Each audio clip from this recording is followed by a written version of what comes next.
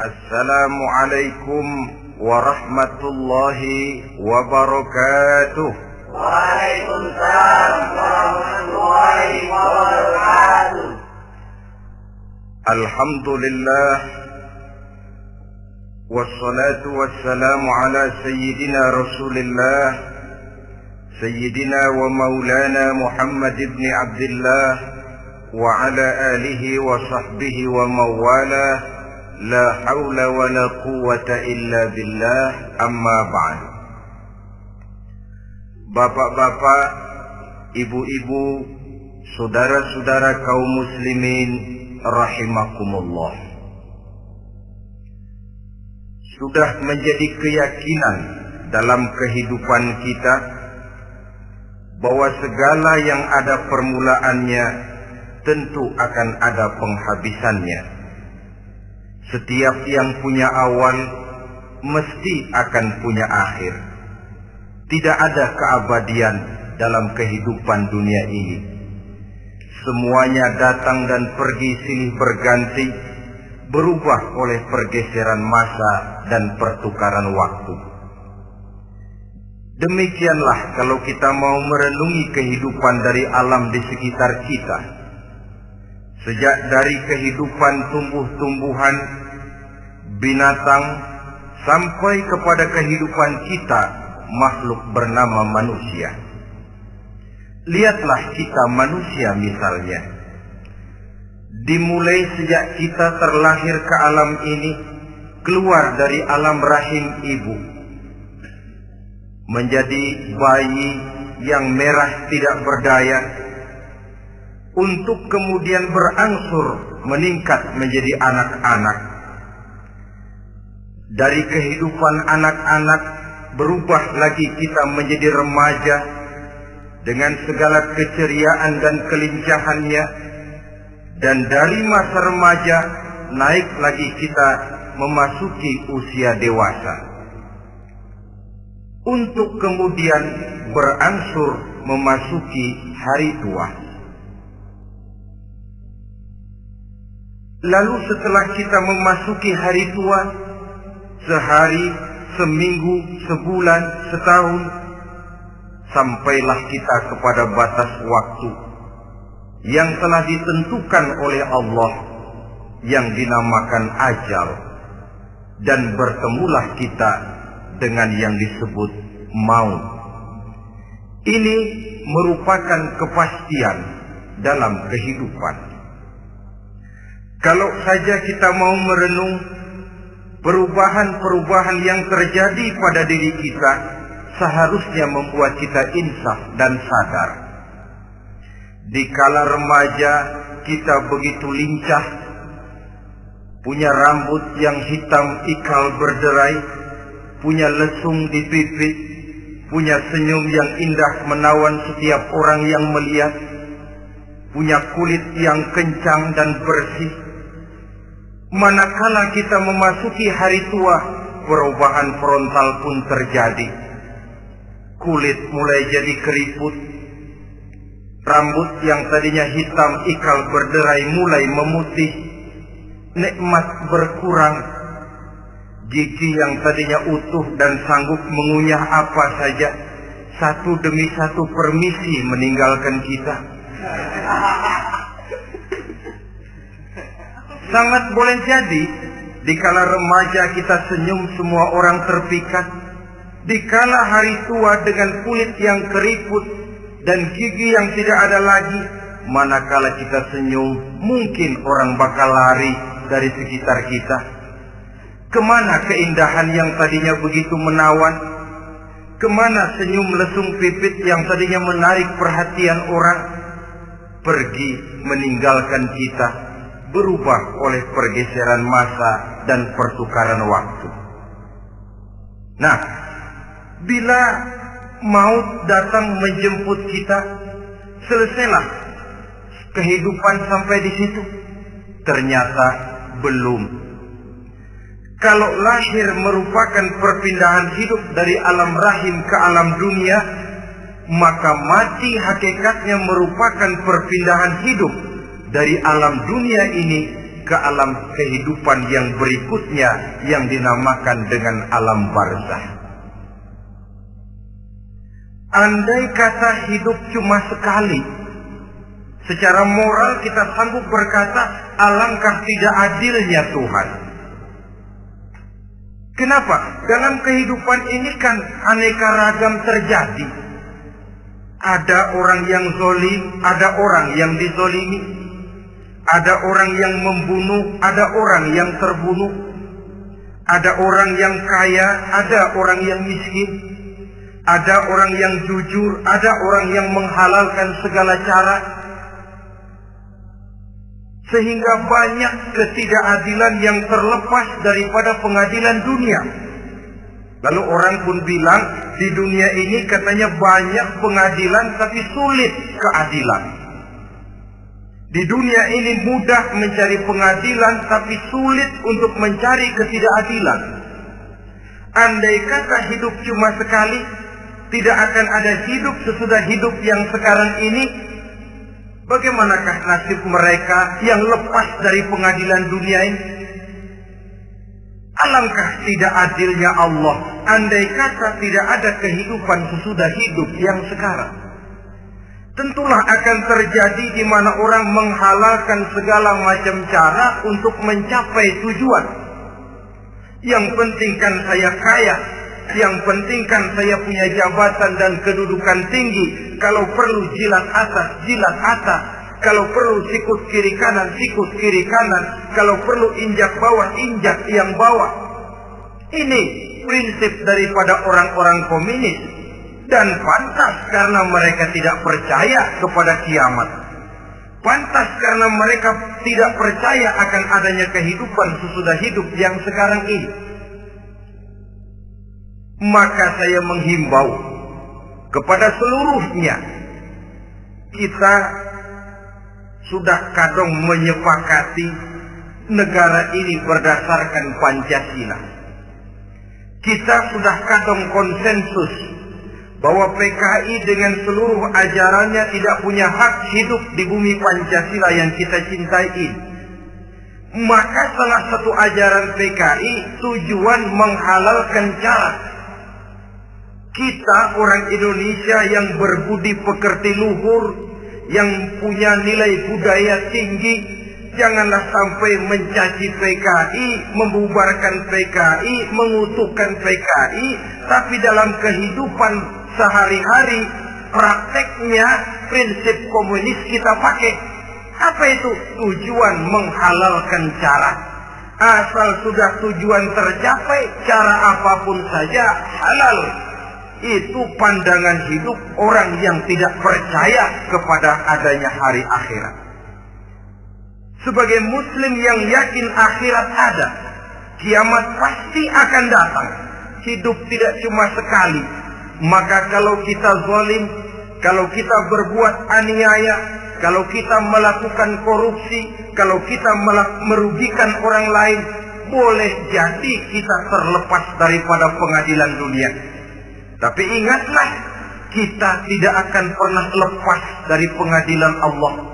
Pengadilan Qadhi Rabbul Jalil, di mana kita akan diadili dengan seadil-adilnya.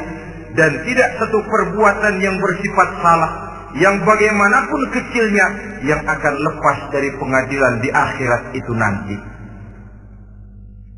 Pantas saja kalau satu hari malaikat Jibril datang menasihati Rasulullah Sallallahu Alaihi Wasallam, yang artinya juga menasihati kita semua. Apa kata malaikat Jibril kepada baginda Nabi? Ya Muhammad, ish ma syi'ta wa innaka mayyitun. Hai Muhammad, hiduplah semau kamu, tapi jangan lupa kamu pasti akan mati. Kalau memang dilarang tidak terlarang, dicegah tidak tercegah, kamu mau melaksanakan hidup menurut maumu sendiri, persilahkan, hiduplah menurut mau dan gayamu. Tapi jangan lupa, fa innaka mayyitun, satu saat kau pasti bakal mati. Dan mati itu bukan akhir dari segalanya. Dia babak baru bagi kehidupan selanjutnya. Silakan hidup menurut maumu, tapi jangan lupa kau pasti akan mati. Wa'mal ma syi'ta fa innaka majziyun bih. Kerjakan apa saja yang kamu mau. Kalau kau mau menghalalkan segala macam cara, persilahkan halalkan segala macam cara.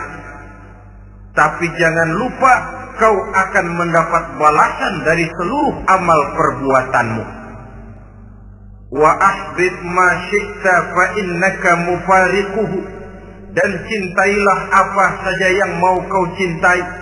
Kau cintai anak istrimu, silahkan.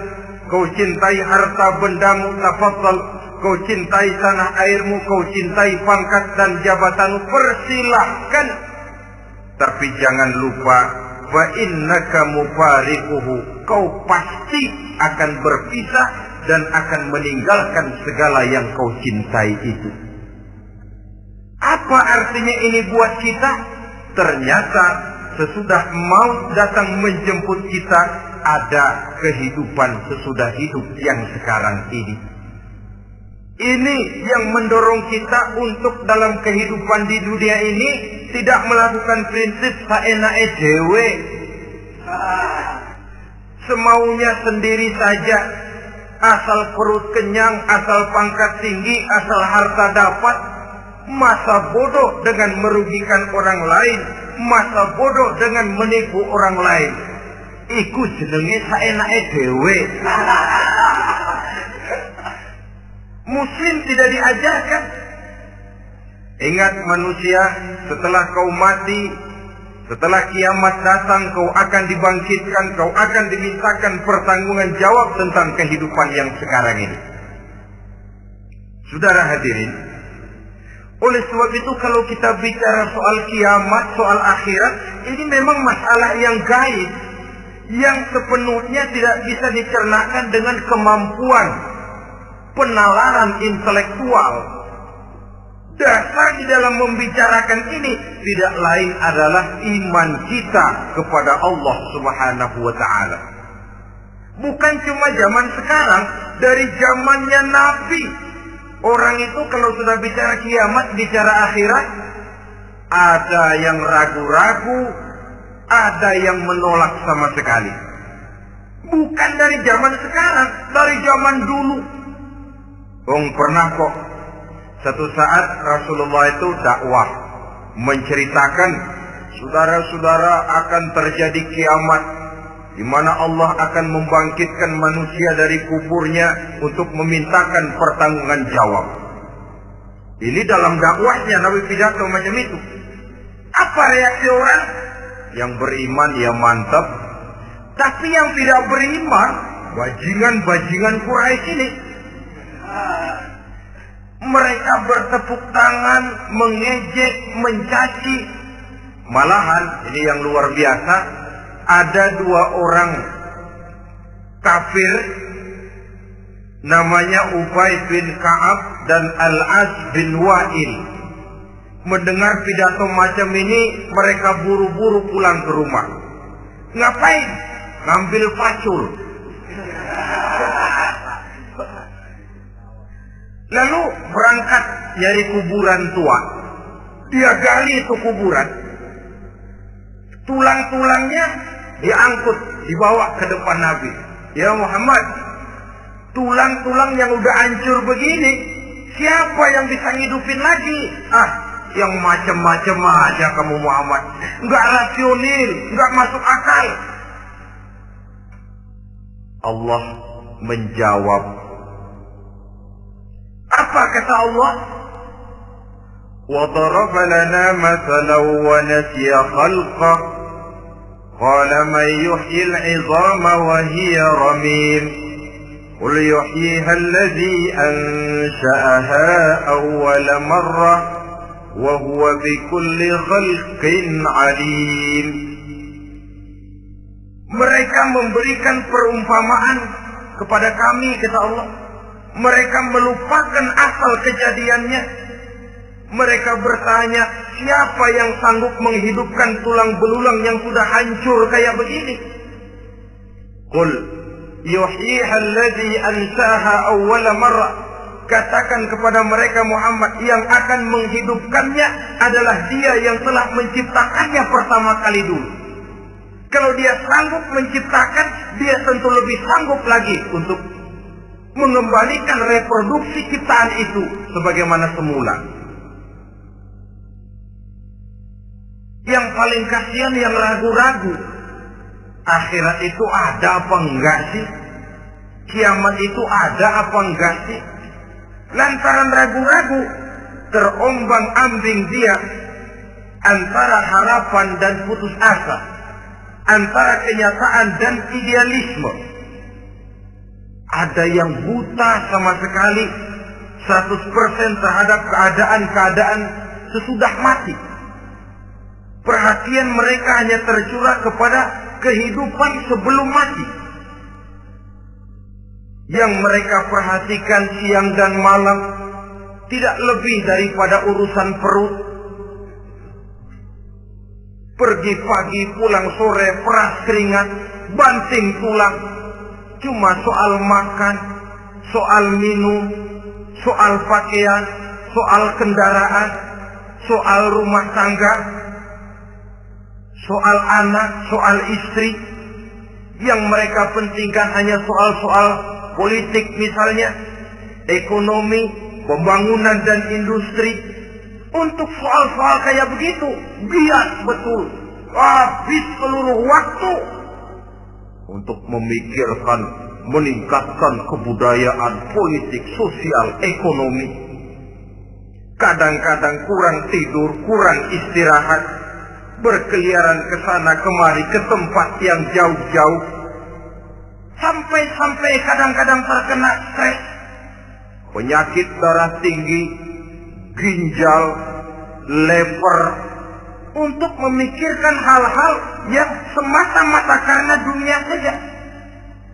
Lantas boleh jadi mereka mendapatkan kekayaan yang berlimpah ruah, mendapatkan kedudukan yang tinggi, nama yang semerbak, dikenal orang di barat dan di timur, di utara dan di selatan. Tetapi alangkah kecewanya mereka jikalau datang ajal menjemput nyawa, mati mereka, meninggalkan harta yang banyak, nama yang masyhur. Mereka disebut dengan jasa-jasanya. Radio memberitakan, TV menyiarkan, koran-koran memuat. Bahkan nama mereka kadang-kadang dikenang 2-3 tahun setelah wafatnya.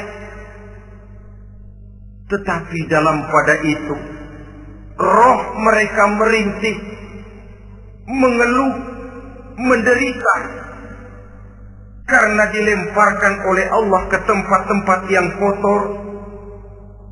Penyesalan yang sudah tidak akan ada gunanya lagi.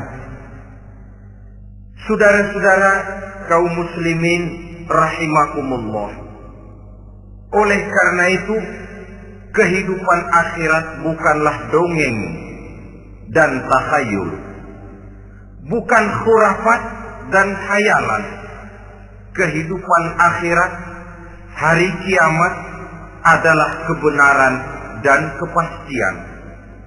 Dalam surah Al-Hajj ayat ke-7, Allah Subhanahu wa taala menyatakan, wa anna as-sa'ata atiyatun la raiba fiha wa anna Allah yab'atsu man fil qubur. Dan bahwasanya kiamat itu sesungguhnya adalah sesuatu yang pasti dan tidak ada keraguan-raguan lagi di dalamnya. Dan bahwasanya Allah sungguh-sungguh akan membangkitkan manusia dari kuburnya masing-masing. Nah, kalau kita sudah yakin kiamat sesuatu yang pasti adanya, akhirat sesuatu yang pasti adanya, dari mana pembicaraan tentang kiamat ini kita mulai? Tentu dari diri kita. Marilah kita mencoba melihat proses perjalanan hidup ini sampai kita memasuki kiamat. Hadirin tidak ada makhluk secantik manusia. Tidak percaya, pernah ke Ragunan? Saudara masuk ke kebun binatang. Segala macam makhluk ada di situ. Ratusan macam jenis binatang. Bandingkan dengan saudara, kira-kira cakep mana?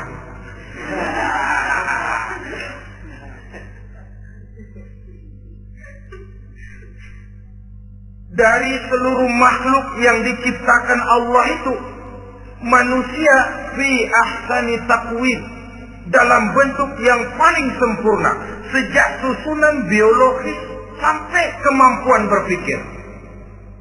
Biologis kita, ya Allah, diciptakan kita begini rupa. Diberikan 2 kaki untuk berjalan, 2 tangan untuk bekerja. Diberikan 2 mata, dua-duanya di depan. Pernah saudara mikir kalau mata kita yang satu di depan, yang satu di belakang? Rasanya nggak laku kacamata.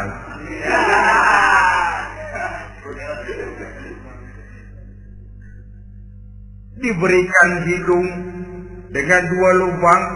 Tahu betul Allah ke bawah lagi lubangnya.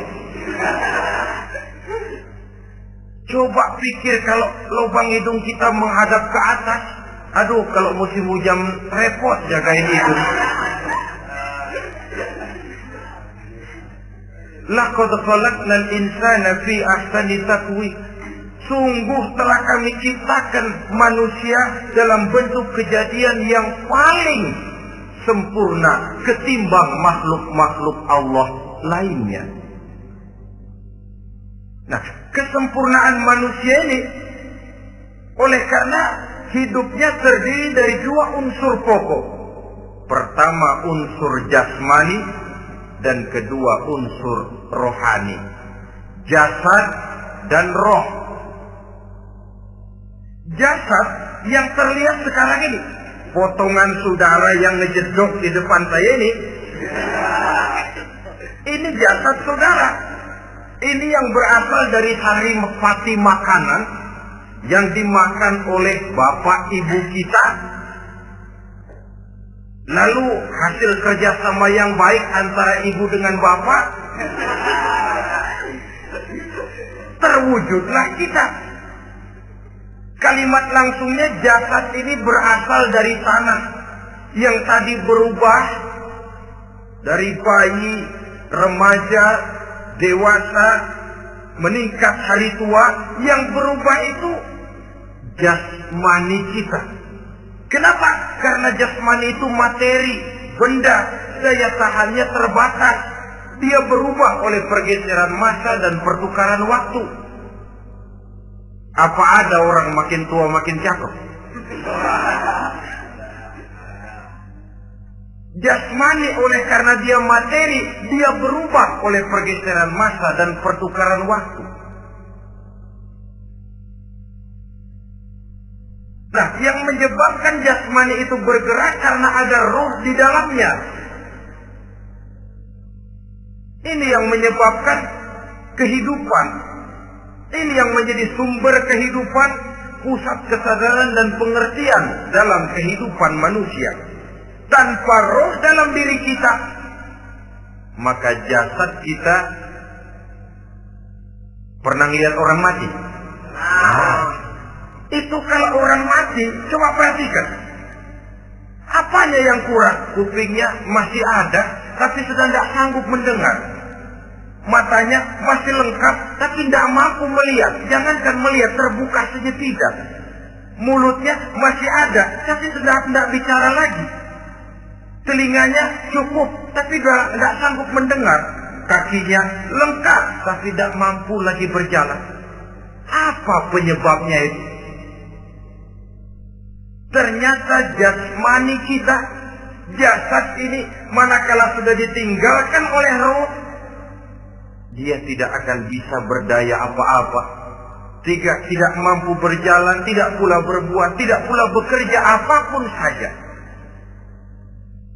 Saudara-saudara, dua-duanya punya kebutuhan. Jasmani ada kebutuhannya, rohani pun ada kebutuhannya. Jasmani yang jelas perlu makan, perlu minum, perlu tidur, perlu pakaian, dan sebagainya. Nah, apabila saat berpisah datang, ajal sampai, berpisahlah roh dan jasad. Dan itulah yang dinamakan dengan maut.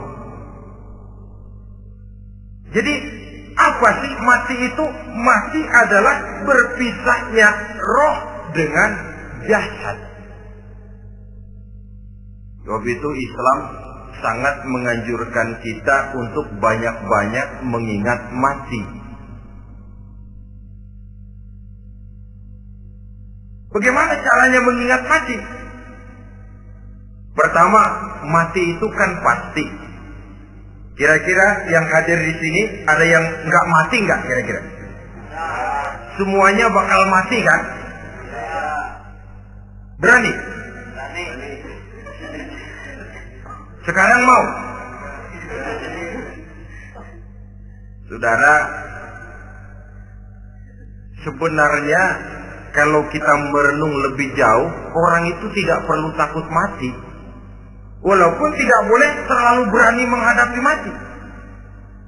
Karena bagaimanapun takutnya kita kepada mati, toh dia pasti datang. Bagaimanapun beraninya kita mati, kalau belum ajal, dia tidak mati juga. Jadi Muslim itu kan harus berani menghadapi hidup dan tidak takut menghadapi mati. Mati adalah sesuatu yang pasti. Muslim dianjurkan banyak-banyak mengingat mati dalam kehidupan. Caranya bagaimana? Pertama, berziarah nengokin teman yang sakit. Ya? Suka nengokin teman yang sakit enggak? Oh, itu pahalanya kata Nabi. Menengok orang yang sedang sakit lebih afdal daripada sholat sunnah 1000 rakaat. Apa pernah saudara sembahyang sunnah sampai 1000 rakaat? Nengokin orang sakit pahalanya lebih afdal daripada itu. Kenapa menengoki orang sakit mengingatkan kita kepada mati? Iya ya, ini teman saya yang kemarin segar banget, bercanda sama saya, ketawa sama-sama, sekarang terbaring tidak berdaya. Hilang kemampuannya, hilang keceriaannya, sakit. Iya kalau sembuh, kalau aja. Iya sekarang giliran dia, kalau jatuh ke saya. Lalu menghibur teman dengan kata-kata yang enak, yang akan mendatangkan sugesti supaya dia cepat sembuh. Jangan nengokin orang sakit, jujur. Sakit apa lu? Perut. Emang temen gua kemarin sakit begini mati. Wah, itu orang bisa jadi shock lantaran etika kita tidak akan sampai ke sana. Menjenguk orang sakit akan mengingatkan kita kepada mati. Apalagi ziarah kubur. Ada yang orang tuanya sudah meninggal? Nah, kalau ada, ya tidak bisa tiap hari, sekurang-kurangnya seminggu sekali, Jumat pagi misalnya, ziarah kita ke kubur. Sehingga kalau kita masuk kubur kan ada etikanya. Assalamualaikum ya ahlal kubur wa inna insyaallahu bikum lahiqun. Hai penduduk kubur, keselamatan bagi kamu dan kami yang masih hidup sekarang ini insya Allah pasti bakal nyusul kamu. Iya, yang kemarin gagah benar sekarang terbaring tanpa daya. Ini unggukan kuburannya. Yang kemarin ada sekarang sudah tidak ada. Kemana dia? Kami satu saat pasti akan begini. Ingat mati. Lalu apalagi yang bisa membuat kita ingat kepada mati? Mengawal jenazah. Bukankah sangat dianjurkan oleh agama? Bahkan kalau bisa sejak mengurusnya, memandikannya, mengkafankannya, menyolatkannya untuk kemudian mengantarnya ke kubur. Hari ini saya antar dia ke kubur, besok boleh jadi saya yang diantar orang. Hari ini saya solatkan dia, besok boleh jadi saya yang disolatkan orang. Hari ini saya masukkan dia ke liang lahat, besok mungkin giliran saya dimasukkan orang ke liang lahat. Ingat mati, tumbuh kesadaran. Lalu daya positifnya dalam kehidupan apa? Nah, saudara-saudara hadirin, orang yang mengingat mati bukan lantas menjadi lemah dalam kehidupan, menjadi putus asa, sedikit semangat, terbentur kesulitan, mudah frustasi. Bukan itu tujuannya kita diperintah mengingat mati. Jelasnya Islam menganjurkan kita untuk mengingat mati guna maksud-maksud yang positif, supaya orang lalu sadar hidup ini cuma sebentar. Maka mumpung hidup, nah ini mumpung, tapi mumpung yang baik.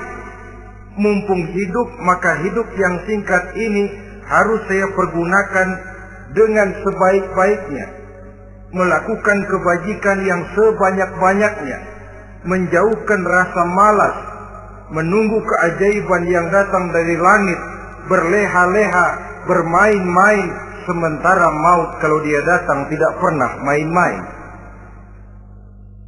Pantas kalau seorang penyair bernama Syauqi memesankan, tazawwad bitaqwa fa innaka la tadri idza hanna al-lailu hal ta'ishu ila al-fajr, kam min sahihin mata min ghairi illatin wa kam min alilin 'asha hinan min ad-dahri. Persiapkan dirimu dengan takwa, sebab kamu tidak tahu apabila malam datang kamu masih bisa hidup apa enggak besok pagi. Apa ada jaminan saudara yang kumpul di depan saya malam ini besok masih bisa hidup? Tidak. Ada jaminan? Tidak ada sama sekali. Kam min sahihin mata min ghairi illatin. Berapa banyak orang sehat mati enggak pakai sakit lagi. Sebabnya kadang-kadang ringan saja. Ada yang cuma jatuh di kamar mandi, mati. Ada yang cuma ketiban pensil. Iya, kalau ketiban pensil 3 peti masa nggak mati. Ta'addadatil asbab wal mautu wahid. Sebabnya boleh jadi macam-macam, tapi mati satu juga, yaitu mati. Dia seperti kelapa yang terlalu tua jatuh ke bawah, yang kembang baru keluar pun jatuh ke bawah. Itulah mati. Dia datang menjemput yang bayi, dia datang mengambil yang anak-anak, dia datang juga kepada yang remaja, kepada yang dewasa, kepada yang tua sekalipun. Jangan yang remaja lalu berpikir, gua rasanya masih jauh banget mau mati. Ini sesuatu yang pasti yang kita tidak pernah diberitahu kapannya. Kalau dikasih tahu kapannya kan kita bisa, umpama malaikat maut datang ke rumah saya, saudara Zainuddin kau mati 80 tahun lagi. Wah, saya kan berhitung, masih lama, poya-poya aja dulu Tapi ini tidak pernah diberitahu kepada kita. Lantaran tidak diberitahu itulah kita perlu bersiap-siap dengan selalu mengingat-ingat mati yang mendorong kita untuk berbuat positif. Satu contoh peringatan mati yang mendatangkan positif pada peristiwa ketika turun perintah hijrah. Ketika di Mekah sudah terpepet turun perintah hijrah.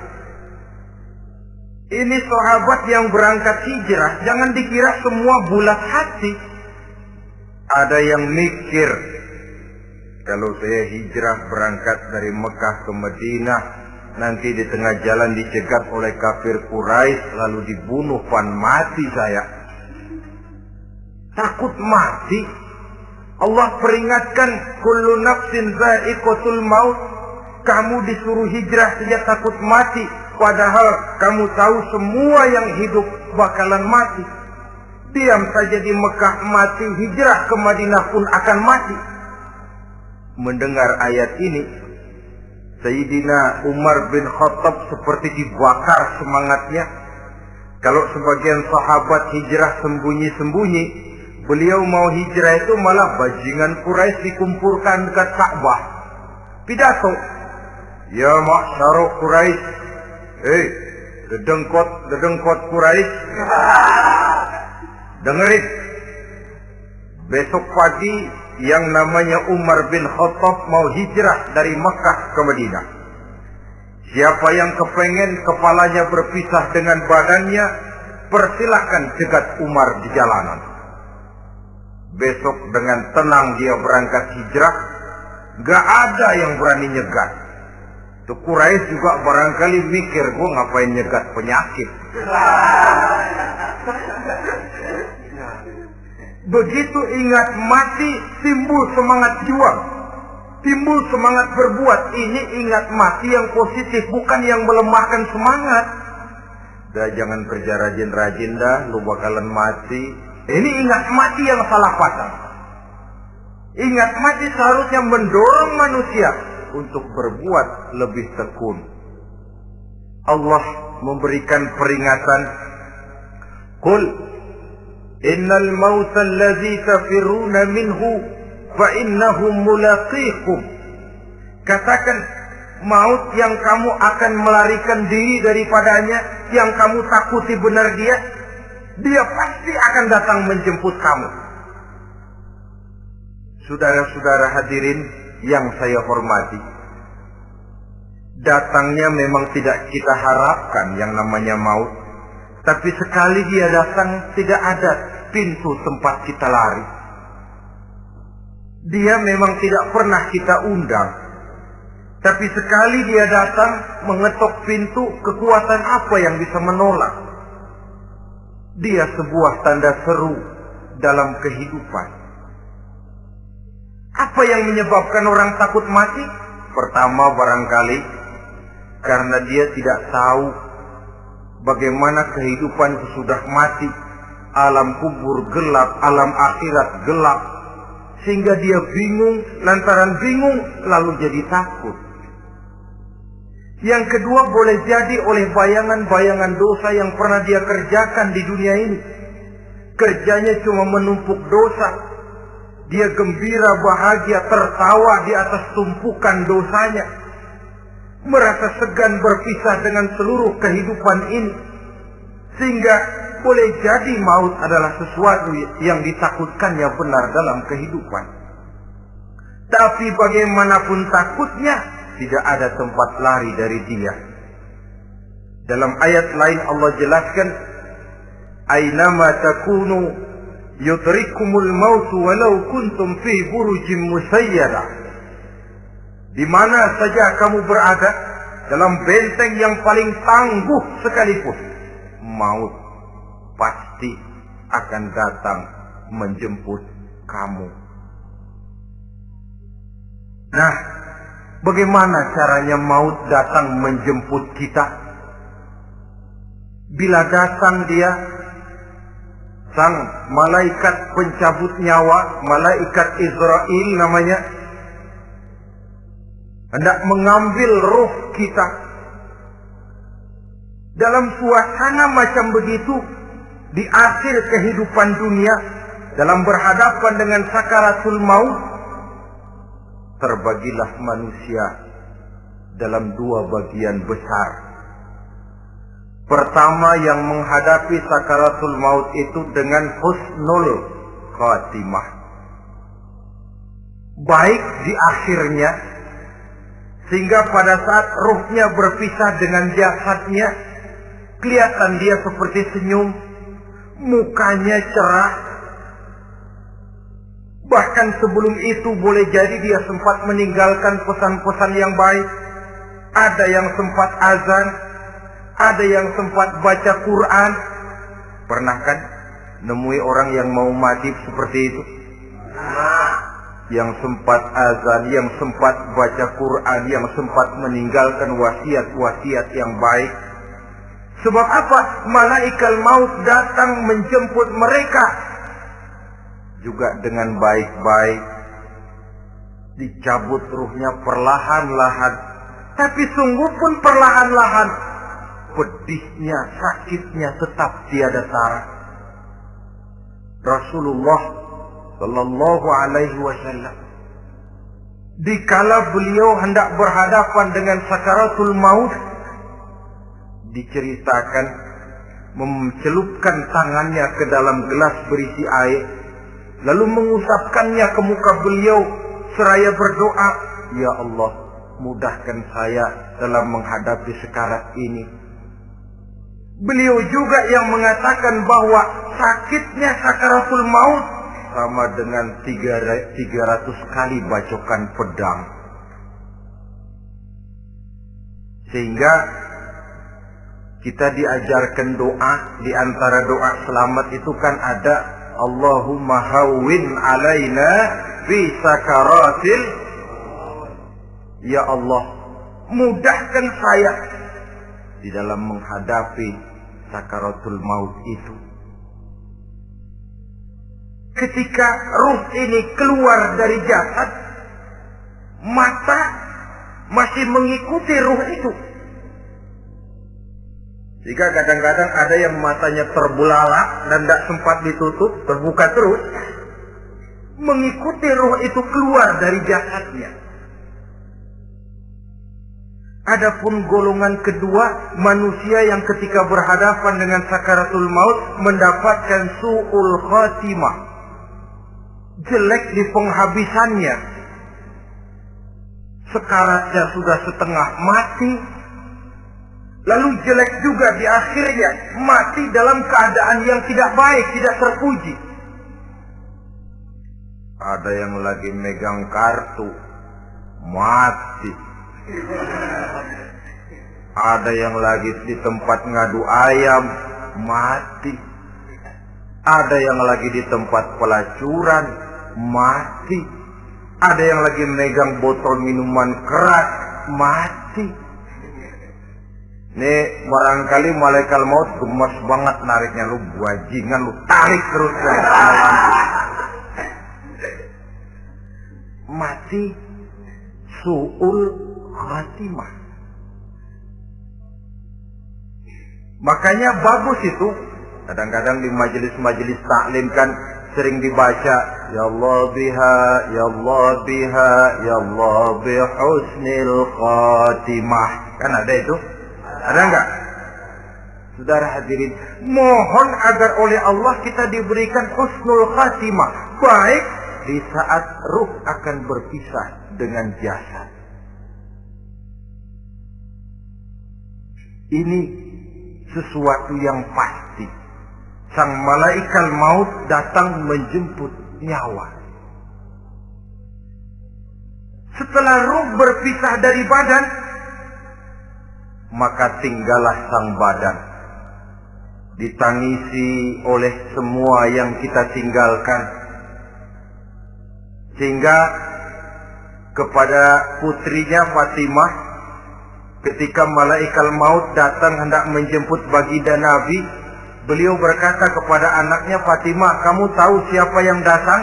Saya tidak tahu, Bapak. Yang datang hadimul lazat. Itu dia yang menghancurkan seluruh kesenangan dunia. Wa qati'us syahwat, yang memisahkan kita dengan seluruh yang kita cintai. Dia malaikat maut, Pak. Manakala jasad sudah ditinggalkan oleh ruh, itulah yang dikerubungi orang. Anak menangis, istri menangis, orang tua bersedih, teman-teman merasa kehilangan, menangisi jasad.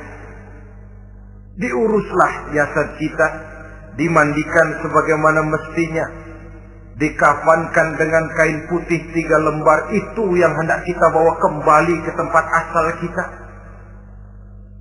Pakaian sutra, jas yang mereknya Switzerland wool, kain yang Samarinda, sepatu yang Belly atau Beltoni, jam tangan yang Rolex, kendaraan yang serba mewah, tidak ada yang menyertai kita. Kain putih 3 lembar itu saja lagi. Demi setelah dikafankan, dibujurkan kita menghadap ke arah kiblat, orang banyak pun datang menyolatkan kita dengan 4 takbir, diiringi dengan doa. Lalu upacara pelepasan, berangkat kita meninggalkan anak, istri, suami, kampung halaman, tanah air, bahkan alam dunia ini. Selamat tinggal alam dan seluruh isinya. Tinggallah yang tinggal.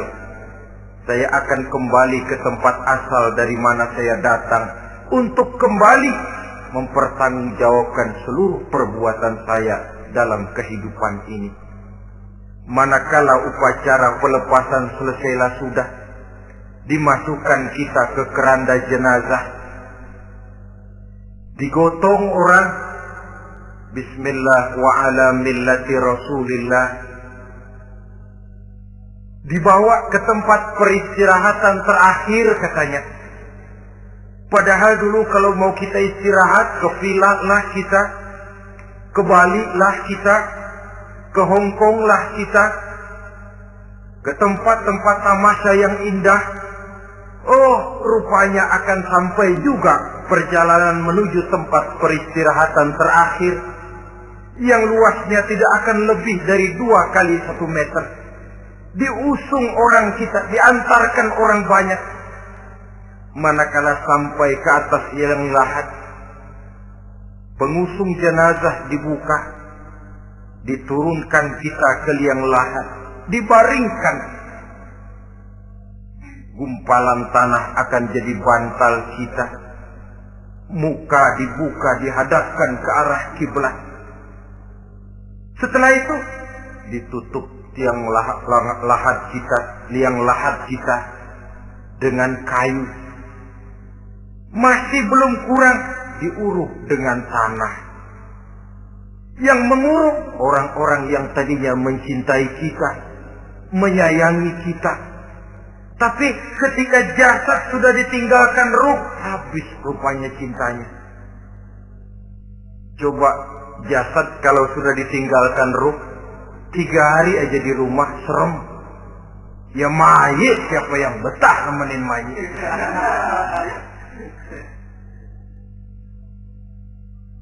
Lalu bila upacara pemakaman selesai, maka berusahalah semuanya.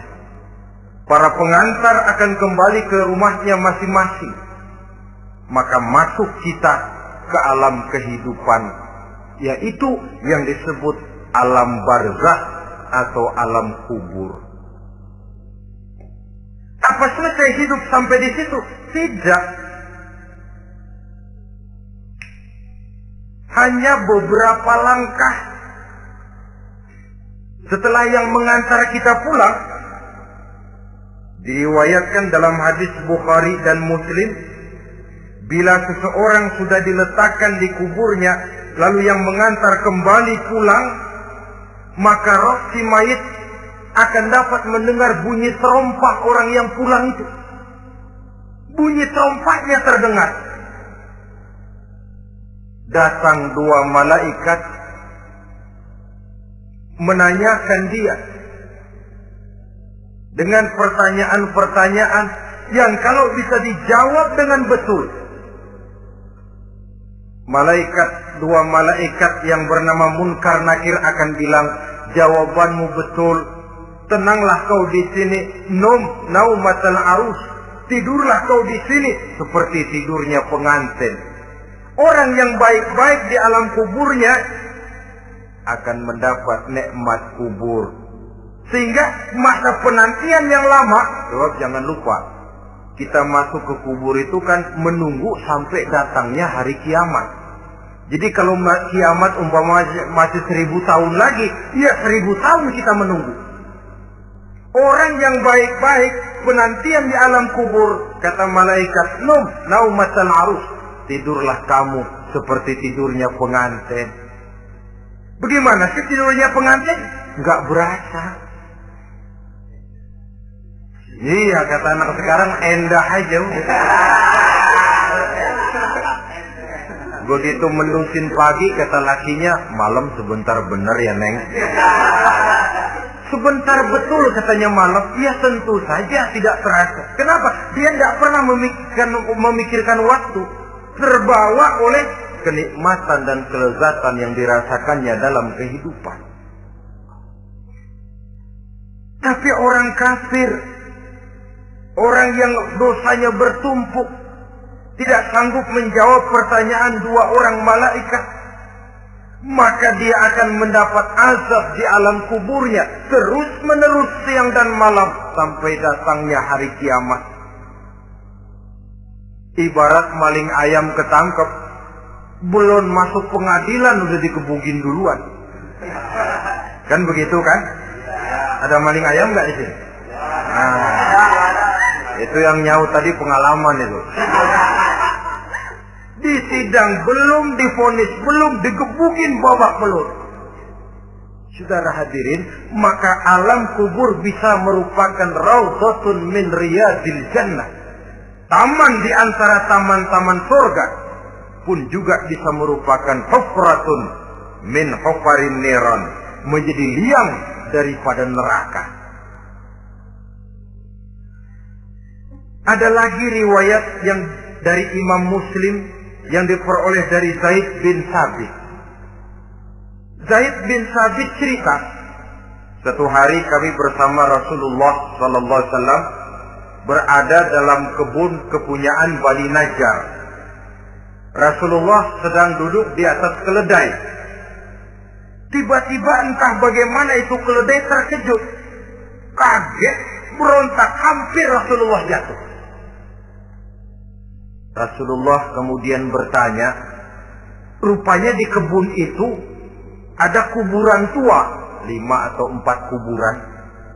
Rasulullah lalu bertanya, saudara-saudara ada yang tahu nggak ini kuburan siapa? Nggak ada ya Rasulullah. Memang kenapa? Ini penghuni kuburnya lagi disiksa oleh Allah.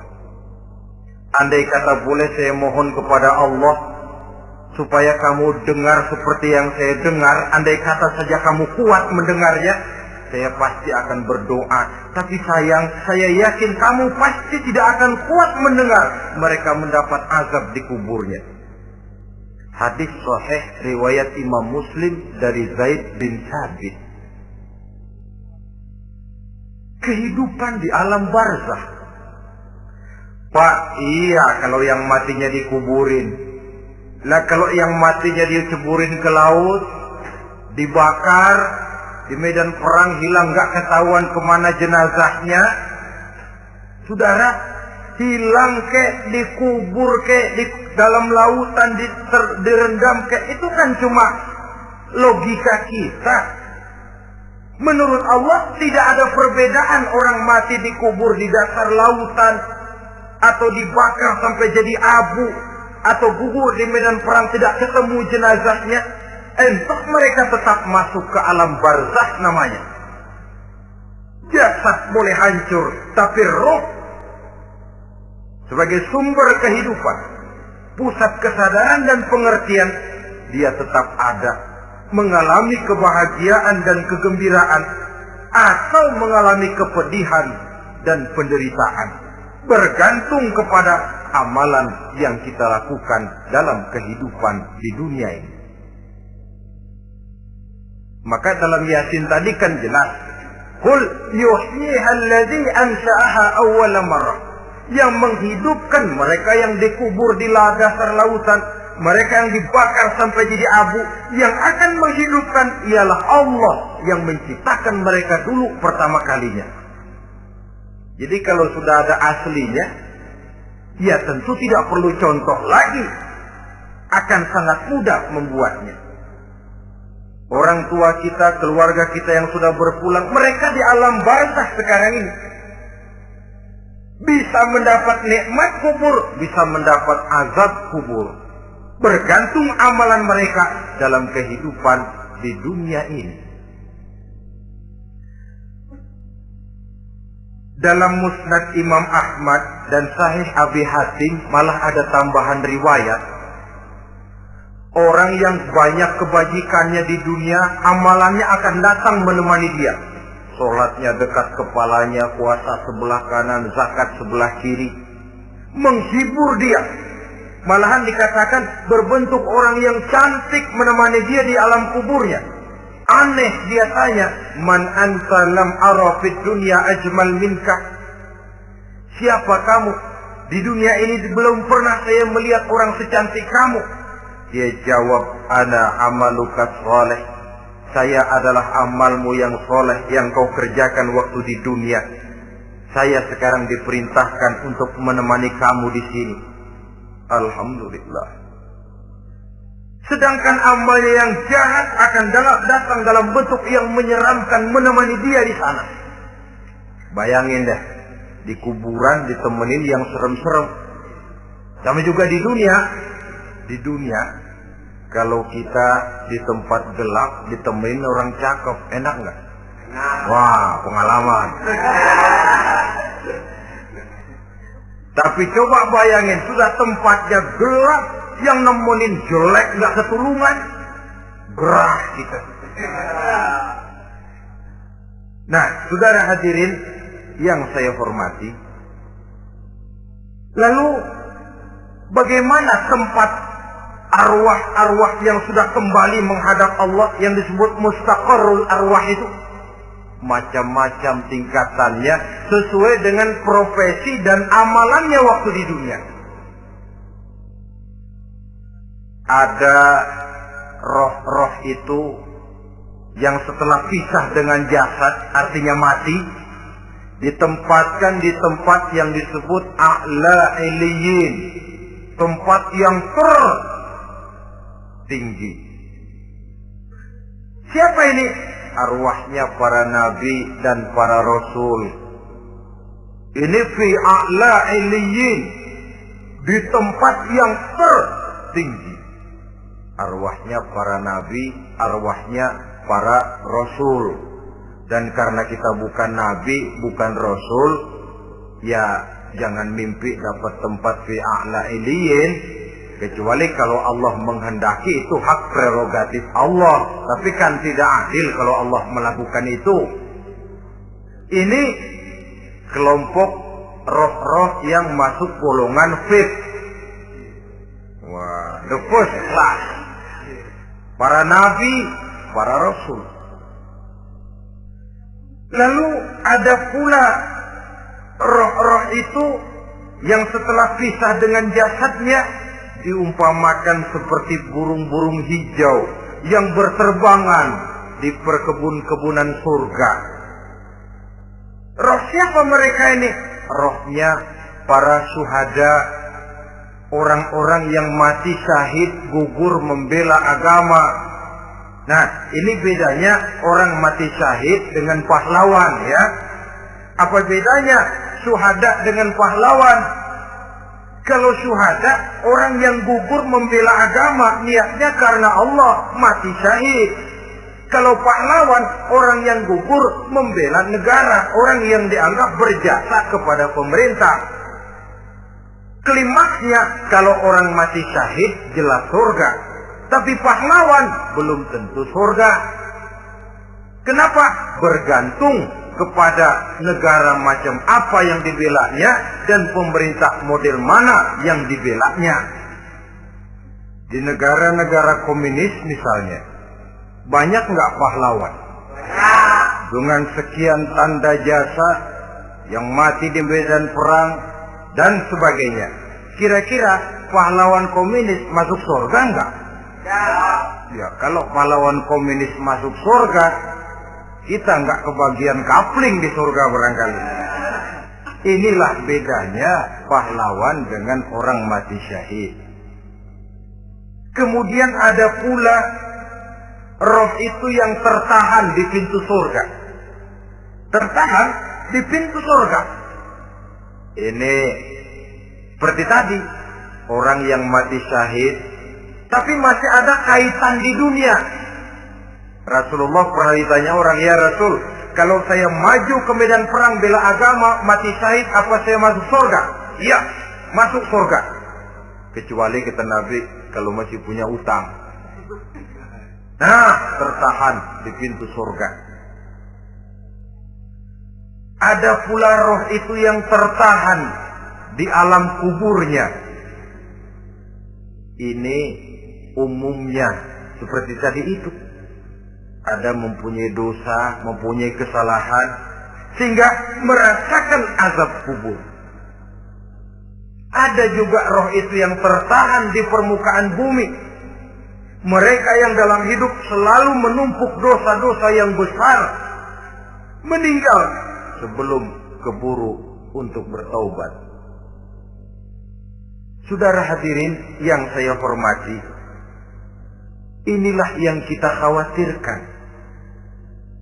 Sebab jikalau pada saat roh sudah datang, jikalau saatnya roh datang berpisah dengan jasad, menemukan sakaratul maut, saat itu taubat sudah tidak akan ada gunanya lagi. Masuk ke alam kubur, mendapat azab kubur, sampai datangnya hari kiamat. Berapa lama di alam kubur ini? Menunggulah kita sampai datang saatnya kiamat. Nah, saudara-saudara, inilah saja pertemuan kita pada kesempatan kali ini. Terima kasih banyak atas segala perhatian. Mohon maaf atas segala kekurangan. Wabillahi taufiq wal hidayah. Wassalamualaikum warahmatullahi wabarakatuh. Waalaikumsalam warahmatullahi wabarakatuh.